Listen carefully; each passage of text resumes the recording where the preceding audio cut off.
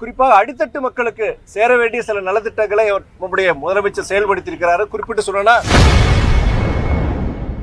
திமுக ஆட்சியின் செயல்பாடு குறித்து செய்தியாளர் எழுப்பிய கேள்விக்கு மதிமுக முதன்மை செயலாளர் துரை வைகோ கருத்து தெரிவித்துள்ளார்.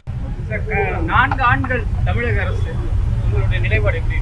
இந்த பல்வேறு நீங்க கொரோனாவுடைய 2ஆம் அலை அதனோட இதில் தான் நம்முடைய ஆட்சி, திராவிட மாடல் ஆட்சி தொடங்கியது. கொரோனா அந்த 2ஆம் அலை, நிதி நெருக்கடி, ஆளுநரின் தலையீடு, பல்வேறு சிக்கல்கள், தடைகளுக்கு மத்தியில் இந்த ஆட்சி நடைபெற்றது.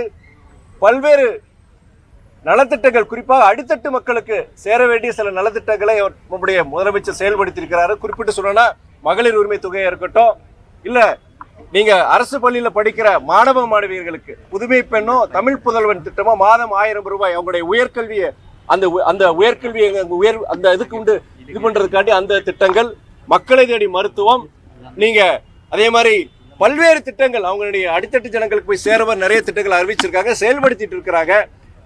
நீங்க ஏற்கனவே சொன்ன மாதிரி இந்தியாவிலேயே அதிக பொருளாதார வளர்ச்சி பெற்ற மாநிலம் நம்முடைய தமிழ்நாடு. கிட்டத்தட்ட 9.69 இந்த 2024-25 பொருளாதார வளர்ச்சி பொறுத்திருக்கு மாநிலங்களில் அதிக பொருளாதார வளர்ச்சி பெற்ற மாநிலமாக தமிழ்நாடு விளங்குகின்றது.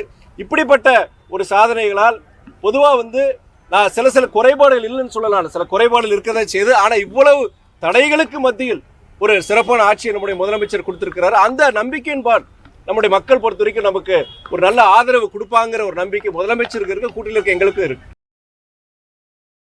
செய்திகளை உள்ளது உள்ளபடி தெரிந்து கொள்ள ரெஃப்ளெக்ட் நியூஸை சப்ஸ்கிரைப் பண்ணுங்க.